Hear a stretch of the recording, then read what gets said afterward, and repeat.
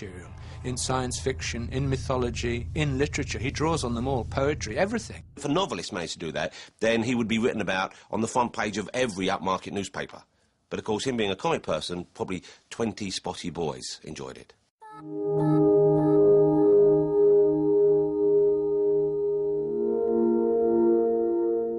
When I first started actually writing superheroes and was looking for a way to perhaps make my superhero stories different to the ones that were currently out there, I decided that you could probably get an awful lot of mileage out of simply considering these frankly rather absurd characters in a context of the real world. We had an episode in Watchmen where we report the death of a superhero who's got his cape stuck in the revolving door of a bank that he was trying to save from armed robbers and has simply been shot, which was another thing. Why doesn't anybody just shoot them?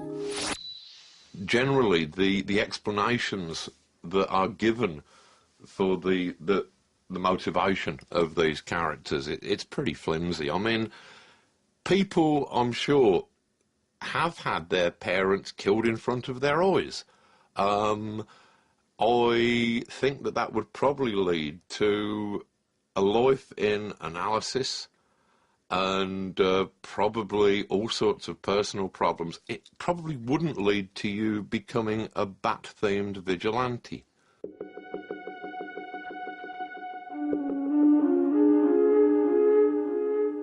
I'm a closet megalomaniac, I suppose, in that I do like to influence the artists in what they do as much as is possible, while at the same time appearing to be a really nice guy.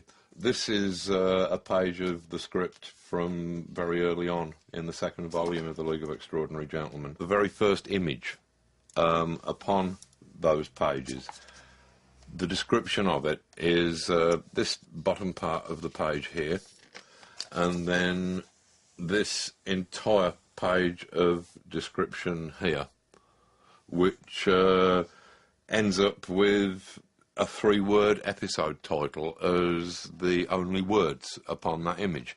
I mean, this is actually how the image ended up. Every detail of this has to be described to the artist or it won't be there. Here's just an excerpt from that huge sprawl of type that is the first panel description. Okay, in this first huge panel, the man stands on his carpet, which is flying along into the background away from us.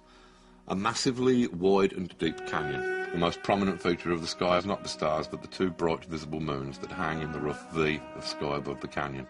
I don't know whether you can find some books, perhaps by my uncle Patrick Moore, that will show photographic reference of the 2 moons of Mars, Phobos and Deimos. If you can't find anything, just make it up, although I seem to remember reading that one of them, possibly Deimos, was irregular in shape and also thought to be hollow. Not that that's in any way important visually, of course. I just like to share my gigantic and polymathic intellect with those of you who are perhaps less fortunate. Please don't hate me for being wonderful. So that is basically... that's the kind of panel descriptions, and it goes on for another half page after that.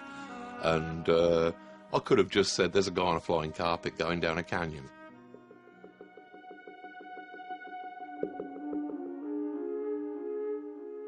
Originally, I was content to just simply accept the money that was offered when people had adapted my comic books into films. Eventually, I decided to refuse to accept any of the money for the films and to ask if my name could be taken off of them so that I no longer had to endure the embarrassment of seeing my work travestied in this manner. The first film that they made of my work was From Hell, which was an adaptation of my Jack the Ripper narrative, in which they replaced my gruff Dorset police constable with Johnny Depp's absinthe-swigging dandy. That doesn't sound much out of the ordinary. The next film to be made from one of my books was the regrettable League of Extraordinary Gentlemen, where the only resemblance that it had to my book was a similar title. Eyes open, boy. Can't protect you all the time. The most recent film that they have made of mine is apparently this new V for Vendetta movie, which was probably the final straw between me and Hollywood. They were written to be impossible to reproduce in terms of cinema. And so why not leave them simply as a comic in the way that they were intended to be? And if you are going to make them into films, please try to make them into better ones than the ones that I have been cursed with thus far.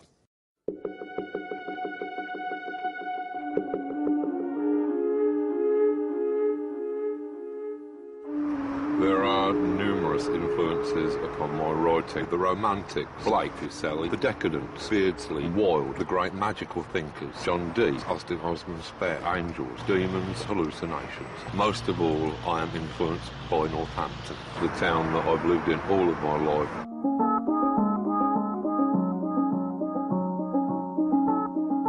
All of these stories of remote alien worlds or fantastic locations have been in some way about Northampton. In one sense, it is the most central town in the entire country, and in another sense, it's probably one of the most marginal towns that you could imagine. He's like Napoleon in a kind of odd self-enforced exile in Northampton. However, I wouldn't have it any other way.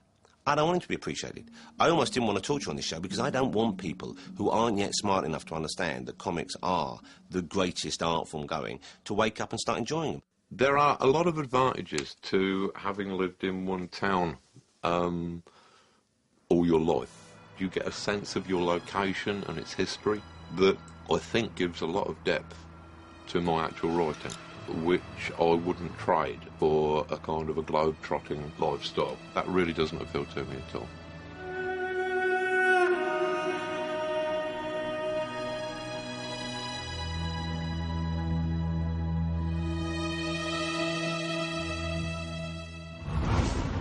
Ah, a genius and a national treasure. So, has Watchmen done Alan justice this time? Well, perhaps inevitably, no. I mean, what we have is a Zack Snyder movie. Terry Gilliam was going to direct the film at one point, and Alan Moore said he had a discussion with Terry Gilliam. Terry Gilliam said, you know, how would you do the film? And Moore said, I wouldn't do it. Later on, Paul Greengrass was connected to it. There was actually in pre-production. Paul Greengrass, who made United 93, really terrific, gritty filmmaker, and that fell down. Now we have Zack Snyder, who in the past gave us 300. You know, the one about the Spartans? I liked it. The Spartans fight their war dressed as extras from the village people. And the thing that he demonstrated in that film was that he had a comic book sensibility, but it was all to do with style and no substance. Have a look at a clip from Watchmen and see if you think it's gone the same way.